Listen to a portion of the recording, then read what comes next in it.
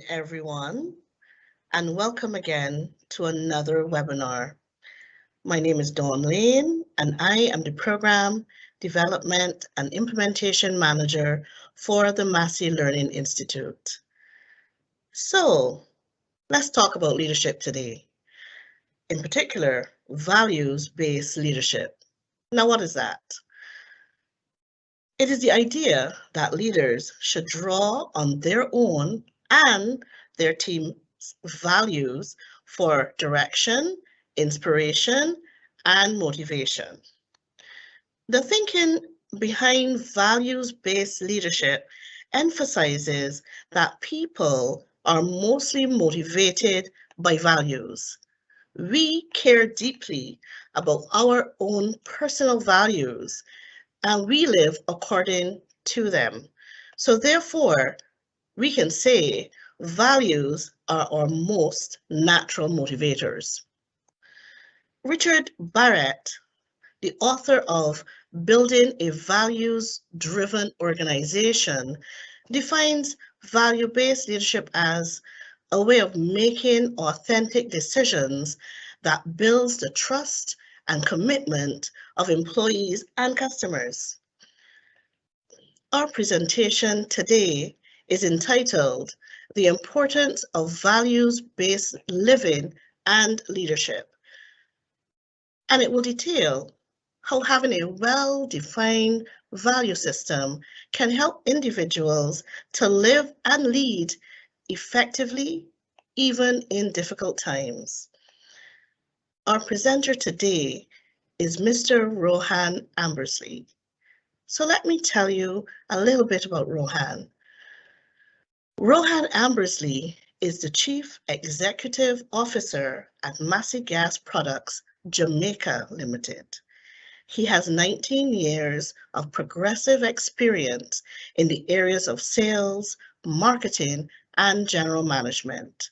He recently acquired a doctorate of transformational leadership from Massy Graduate University in Dallas, Texas. His dissertation focused on how employee engagement can be improved through values-based interventions. Rohan also holds an MBA from the University of Leicester and a Bachelor of Science with first-class honors in Management Studies from the University of the West Indies. Rohan believes in the capacity of individuals to achieve excellence, even in the face of challenges. But before we get started, just a little housekeeping. Remember, we will have a question and answer segment at the end of the presentation. If you have any questions or comments during the presentation, please type them in the question and answer box. We will respond to as many of your questions as time will permit. If someone asks a question that you wanted to ask, please click on the thumbs up icon that is next to that question. This would further help us to select questions that you are keen to have answered. So it is now my distinct pleasure to introduce you to Mr. Rohan Ambersley. Welcome, Rohan. Thank you so much, Dawn. I certainly appreciate the kind introduction. And let me just say good morning to everyone, the members of the MLI team and the members of the Massy team joining us online. It is an absolute pleasure to have the opportunity to share this morning with each of you. Permit me to share my screen as we go through a conversation that I think was so excellently introduced by you, Dawn. I started to think that maybe you could do the presentation after all. But thank you so much for those introductory comments, because I felt that it lays the foundation for the conversation we're having quite effectively. So again, thanks very much. The conversation today about the importance of values-based living and leadership is set against the backdrop that values are valuable in all spheres of life. So the essence of what I'm communicating today is whether you are, in the context of your home as a parent, whether you're in the context of work, whether you're in the context of some other institution, church, or some service club, or wherever else, a sports club, there is value in values. That what brings a kind of impact to your life that is undeniable is how you live your life. And how you live your life is a direct consequence of your value system. So I want to share with you raising up the importance of living in a values-based way and leading in a values-based way. When we talk about values, though, what are we talking about? And there are obviously many definitions. I share a couple of them. In my reading, I hear some very fancy definitions, including one I quite like that says it's the cognitive structure for our behaviors. It is the cognitive structure for our behaviors. One other person says it is the skeleton for our body of behaviors. It is what gives form to your patterns of behavior. Simon Sinek says it is the why that determines your what. It is the why that determines your what. But there's some other very simple definitions that I want to raise up as part of this presentation. One, it talks about our principles or our standards that guide our behavior. It also relates to what judgment people have concerning what is important in life. What you deem as important is has direct correlation to what you value. And the other thing is what you determine as right or wrong, and not just in a moral way, but what you see as desirable or acceptable in various situations is impacted by and influenced by your values. Having said that, there's an image that I saw, a kind of analogy of values that I quite like. In fact, it's a double analogy. It is the idea that values on one hand is a compass, and on the other an anchor. A compass gives direction, it guides, while an anchor gives stability, it stabilizes. And this quote I came across, I think, is quite instructive.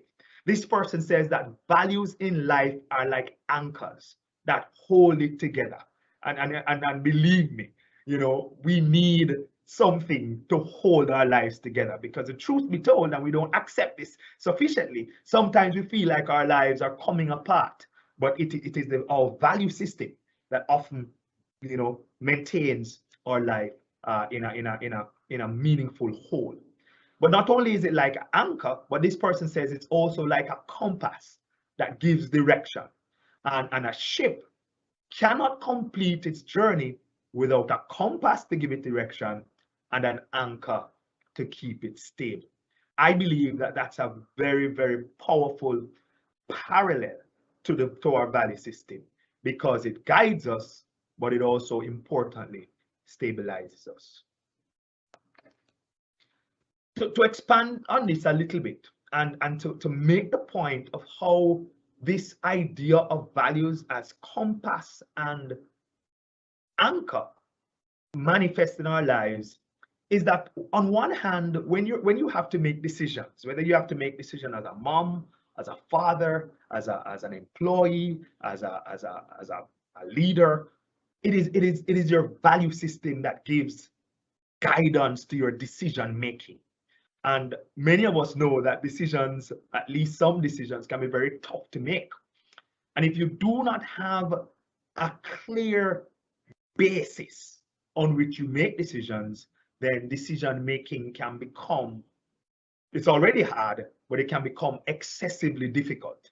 And it is your values that help you with your decision making. So it helps you with decision making, but it also helps to give direction to your life. The issue of how you live your life is dependent on your values. There's a quote I quite like, and it says, "The purpose of life is a life of purpose." The purpose of life is a life of purpose, and purpose has its foundation in values. How you live, what you do, where you go is really prompted and supported by your value system. But not only does values help with decision and direction, but values also help with your sense of identity. Very often people speak about themselves and refer to their values as a way to tell you about themselves. So you will say, "I'm an honest person. I'm an hard-working person." And very often those adjectives are reflective of the things that people value in their lives. So I like to say that clarity about your values will help to bring clarity about your value. It's that clear sense of what I believe and why I believe what I believe actually gives a sense of who I am. Those persons who wander around, not clear about who they want to be, is often because they are void of that clear sense of value and a value system. Even worse, this lack of purpose that so many people struggle with is based in their lack of a clear sense of a value system. So for me, it is big to know your values, to identify your values. And I believe it's a worthwhile activity to actually sit and think about it and write it down. It's important to articulate your values, what is important to you and why is it important. And that importantly, having done all of that, that you live out your values. You translate what you believe in what you do. You translate who you are in what you do. Because there's a little formula that I've learned, and it says be plus do equal have. Be plus do equal have. So it's who you are plus what you do that will determine what you achieve. So this idea of living out our values raises what I believe are some important philosophical questions, but some very important practical questions as well. And I call these philosophical questions because these questions are what some people would call fundamental to our existence. These include questions like, who do I want to be?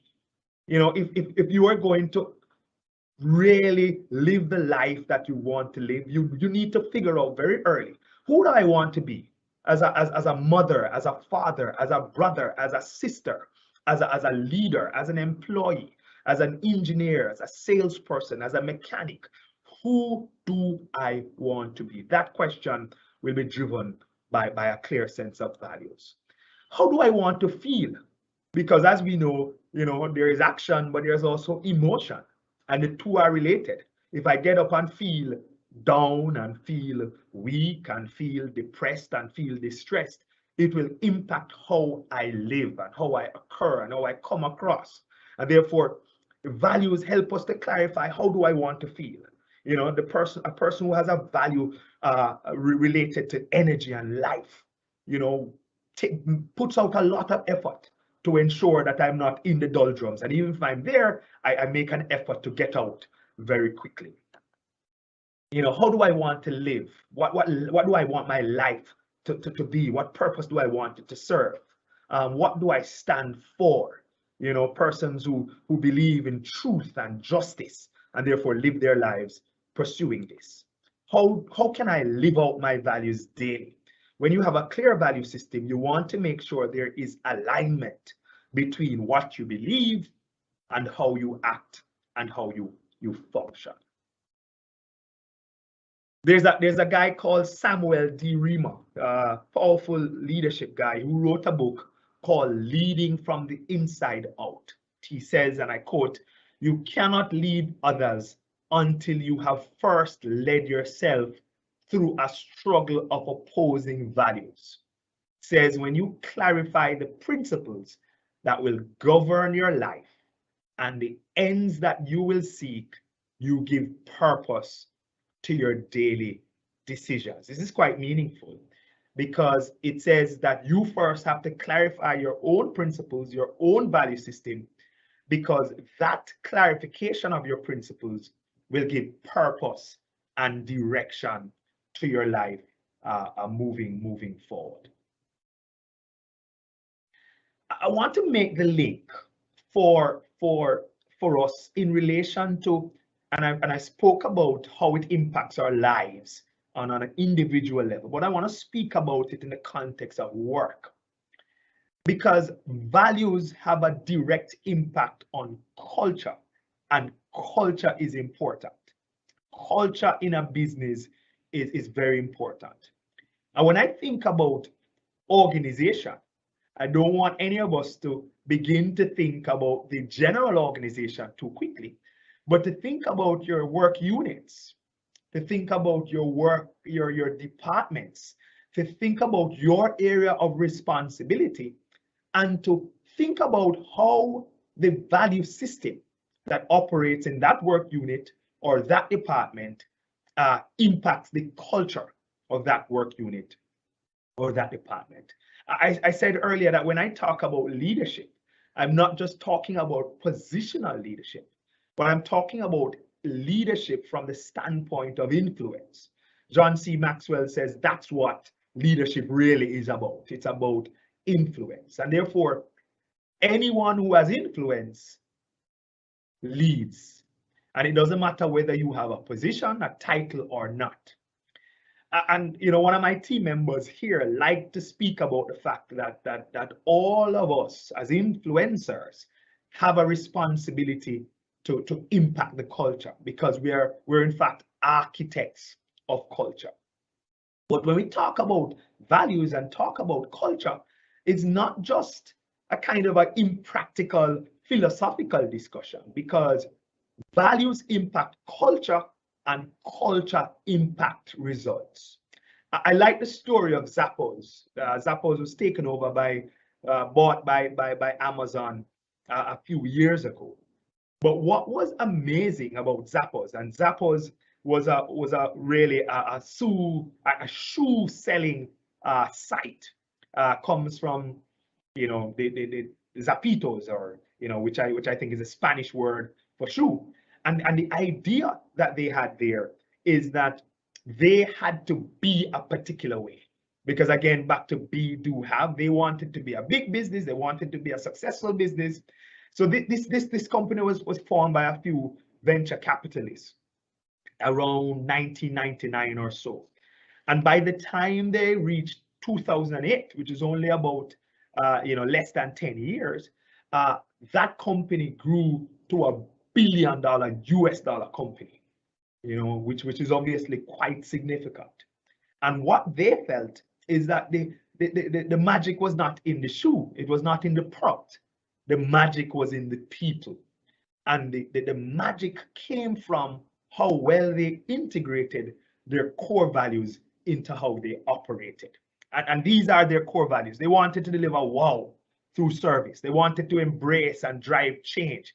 They wanted to create fun and a little weirdness. They wanted to be adventurous, creative, open-minded. They wanted to grow and learn. They emphasized open and honest relationship and a lot of communication. They wanted to be a positive team and have a family spirit. They wanted to be efficient in that they would do more with less. They wanted to be passionate, determined, and yet humble. And the story of Zappos is that this kind of integration of the value system in how people operated, people acted, people behaved, impacted the organization so powerfully that the results came. I want to say to everyone, if you have a vision for your life, if you have a vision for your work unit, for your department, if you have a vision for your company, make sure you are numbered among those who are actively bringing your values to work in a way that create value for your workspace. And I believe that the more we do that, the more consistently we do that, the more exponential the impact will be. But you know, I want to make this point as I pull the presentation together. I want to make the point that while we talk about Zappos, it's important that we understand that as Massy, we also benefit from some powerful values. What you see on your screen is Massy Gas Products Jamaica's values-based business framework. When I became CEO of the organization back in 2016, October, as a young CEO, a big part of what was at the core of how I wanted to live out my life and live out my values was the fact that I have very deep affinity to the Massy values. You know, the 5 massive values really appeal to me and connect with me. I believe in honesty and integrity. I value collaboration. I believe responsibility is critical. I pay attention to growth and continuous improvement. And I believe that love and care are important ways to live. And what I said, that as a CEO, I wanted a framework that would frame my work, a framework that would capture how we want to be as an organization, a framework that would capture how we want to occur when we interact with others. And while clearly this is an ideal that we have established, it's an ideal that would always remind us of who we want to be. And therefore, what we said in this framework as Massy Gas Products Jamaica Limited is that we would take the Massy values, make the Massy values the foundation of our operation. And by that, we say we would think in a values-based way. And those values would come at the foundation. And then we'd have certain critical pillars of the business, you know, safety, customer experience, employee engagement, efficiency, and commercial and operational execution. And those we would operate in what we call a values-based way in terms of how we act. And then, of course, we would get some values-based results where our operations would be safe, our customers would be happy, our staff would be engaged, our business would be profitable, and we would grow. Where we say values-based thinking plus values-based actions equal values-based results. And this framework is evidence of how I conceptualize living out your values in a way that is impactful and in a way that can be translated into business performance. Again, follow me. If you think in a values-based way and act in a values-based way, then you're going to generate values-based results. And I want to say, in your individual life, in your life at home, in your life at work, in the life of the organizations of which you are a part, it is important that your values be so intact that you can build your life, you can build your business, you can build your family, you can build your community, and as far as possible, a country can be built on the strength of the values.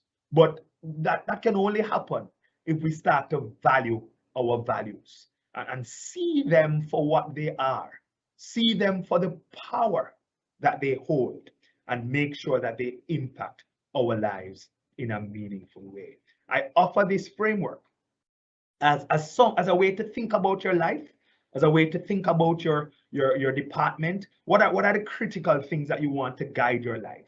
What are the critical areas that you want your life to flourish in? And what are the results that you seek that will be indicators of this flourishing? I want to say to every one of you today, there is value in values.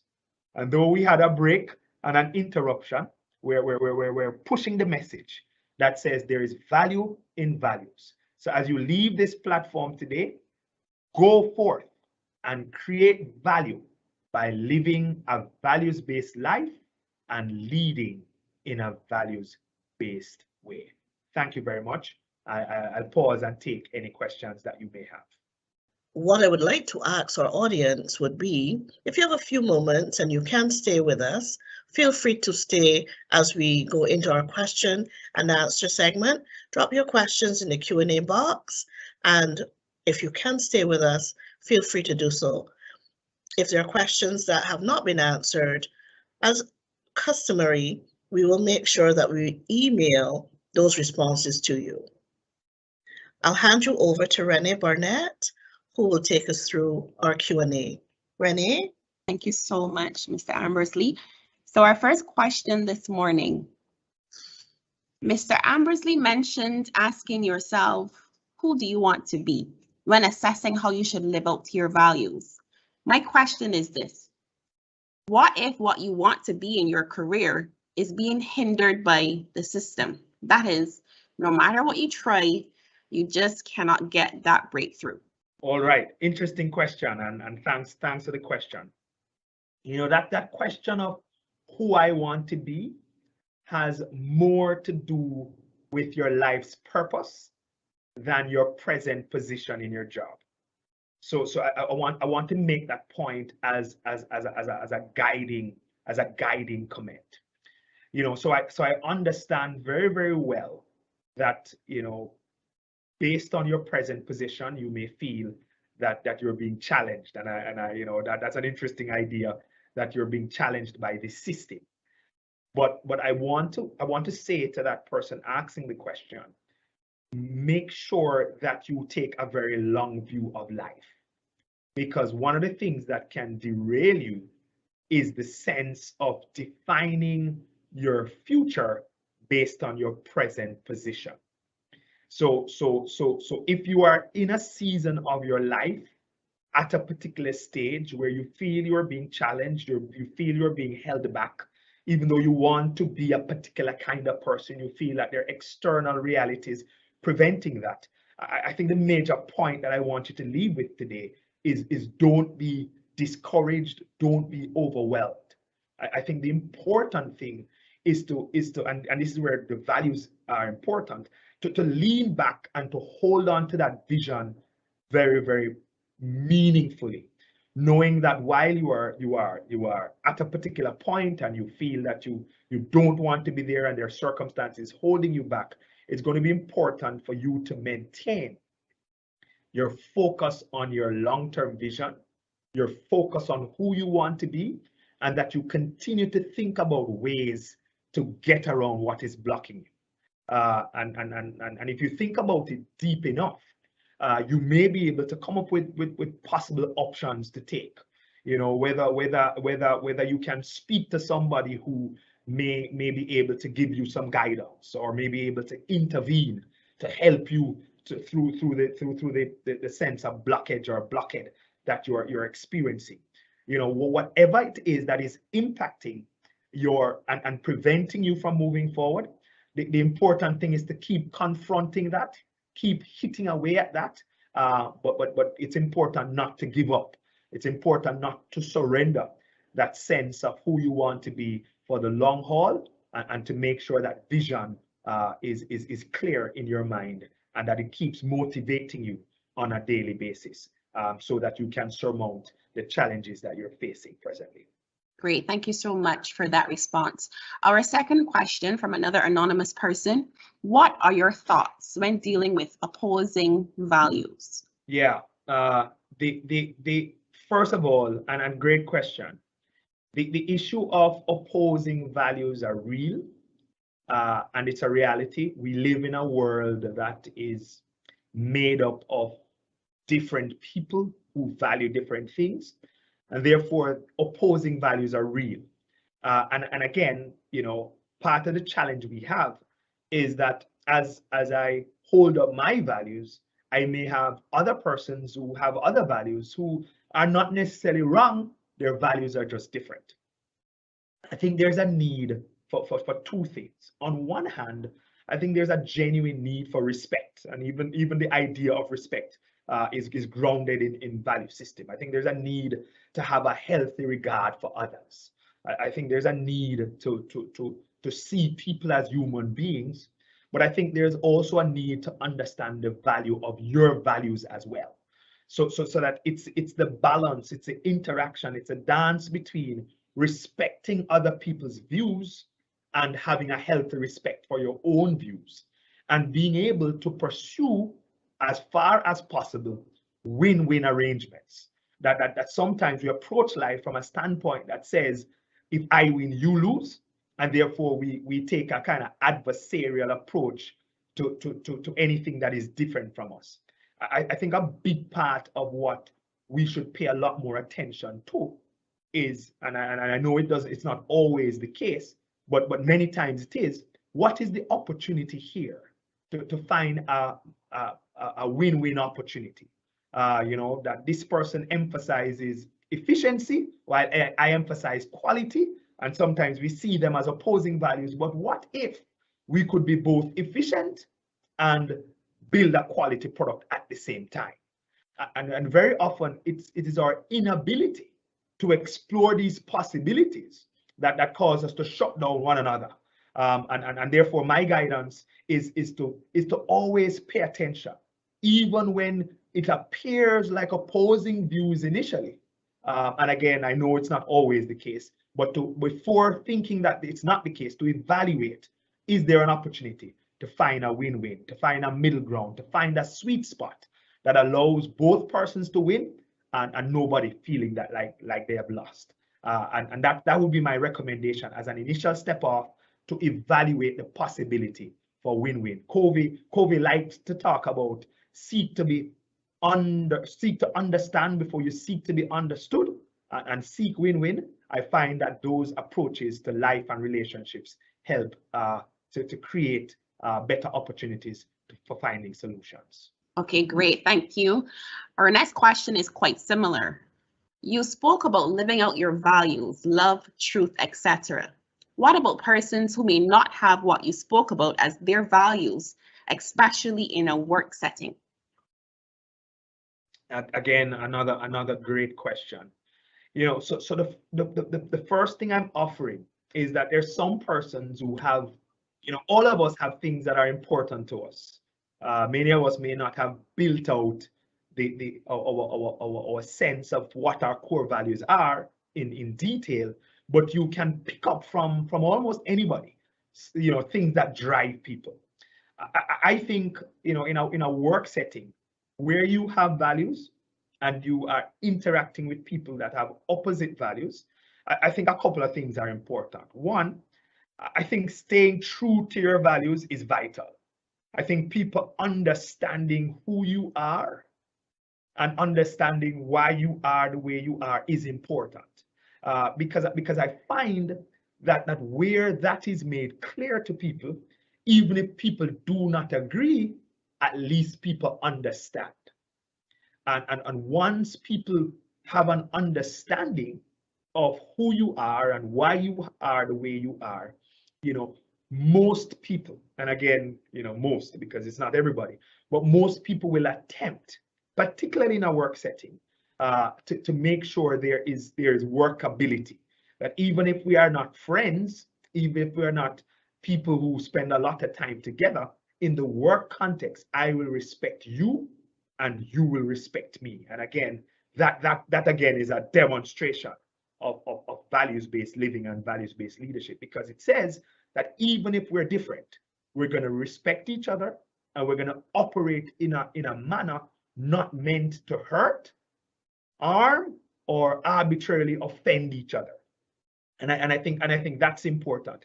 If it is that while we are different, I have a dedication to do my best to work with you, it can make persons who feel that they couldn't work together actually work very well together, guided by values, even if not guided by a sense of personal connection and affiliation.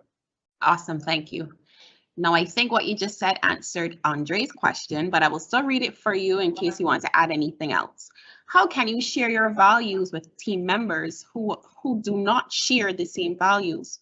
What can I do to influence them towards the positive shift?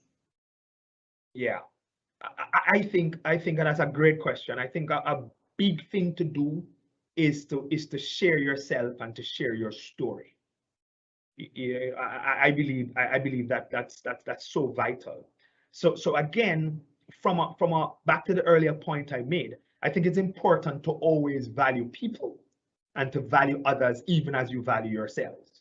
So if I come to the table not with an impression that says my values are the end all and the be all, and your values are not.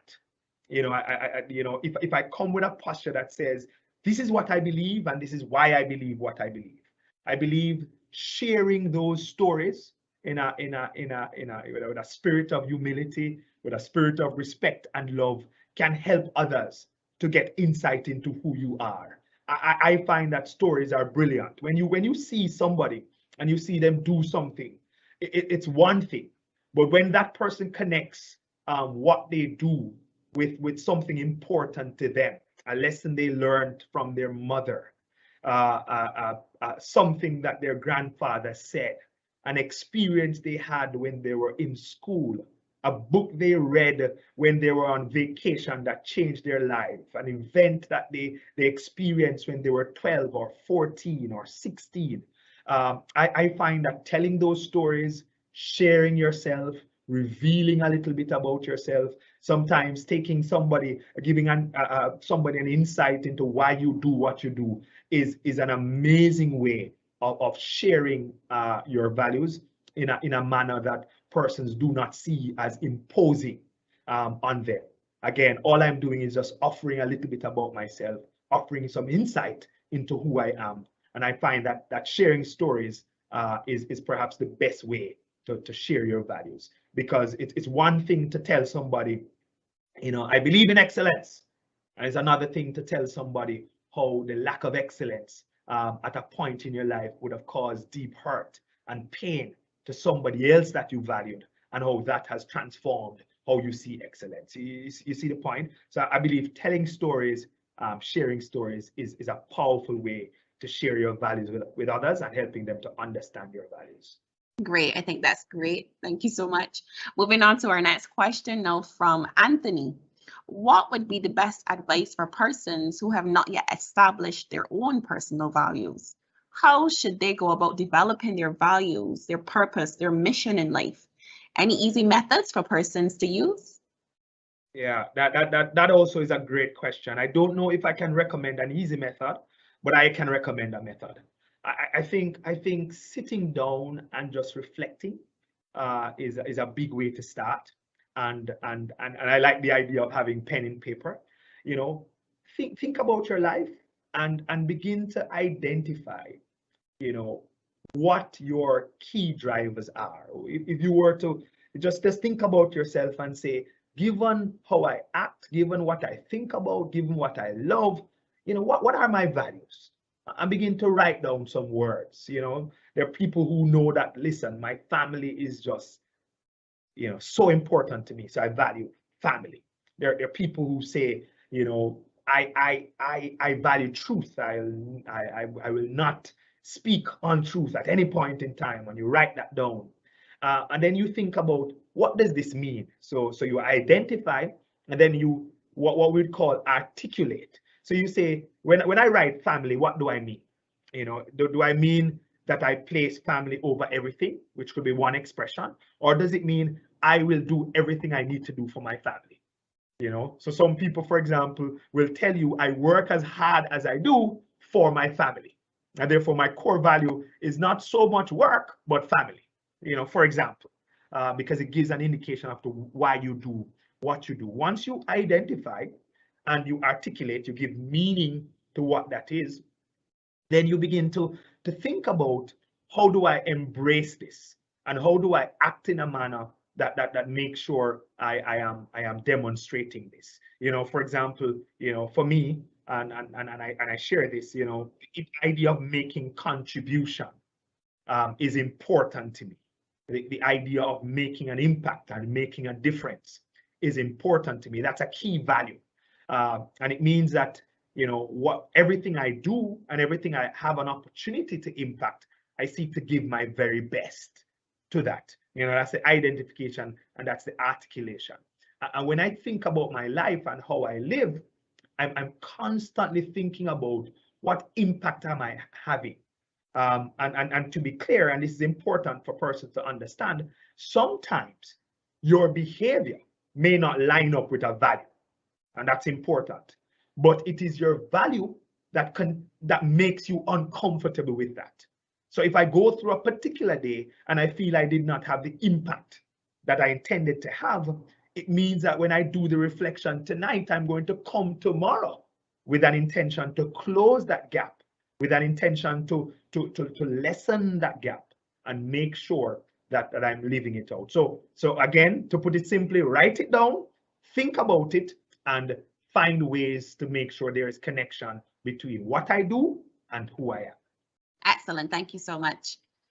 On to our last question now from Michael. What are your thoughts on integrating and maintaining a value that is keeping the value in line with actions? And what are some practical tips for doing this? Yeah, I think I kind of said some of that. Great question again. I think a practical step is the idea of active reflection. Active reflection. There's a guy, John Maxwell, that says experience is not the best teacher. It is evaluated experience that is the best teacher. And there are some persons who are reflexive, which means them just do things on reflex, versus reflective. And one of the things I would recommend is to constantly evaluate your life. So one of the things that I'm recommending as a tip is when you go through your day, spend a part of your day, a part of your evening, think about what did I do today? What were the conversations I had? What were the actions that I took? If you're a salesperson and you met with a customer, you're evaluating those customer meetings. If you are an engineer and you did an installation, you are evaluating that. If you're somebody who works in accounts and you have some deadlines to meet and you're evaluating what did you do? And once you do that evaluation and you ask yourself, did I act in a manner today that is consistent with my values, that is consistent with how I want to be and who I want to be and how I want to occur? I find that active, diligent focus on evaluation and thinking about what I do is a very, very useful way to measure alignment. And once we evaluate where we see opportunities to make sure alignment is strengthened and integration is deepened, that we take action to that end.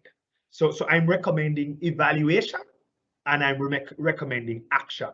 I'm recommending what I call reflection, and I'm recommending that once we reflect, we take action to make sure that we're getting the alignment that we desire. I think that's a very, very practical approach, and I believe it's a discipline that we need to build and introduce in our lives, the discipline of evaluation and allowing that evaluation to impact our future actions.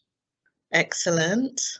Rohan, I want to thank you for being here today. Renee, thank you for being, as always, our moderator. And Rohan, I really want to say thank you for sharing the information you shared today, the many great points that would help us in our own life journey. Fantastic. And as I wrap up, you're welcome, Rohan.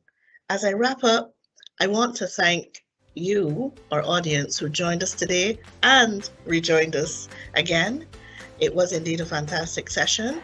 As always, we will make it available to you on our YouTube channel. And remember to look out for our MLife flyers with our other upcoming webinars and paid programs. And until next time, remember, continue to level up. Please have a fantastic afternoon. Bye-bye.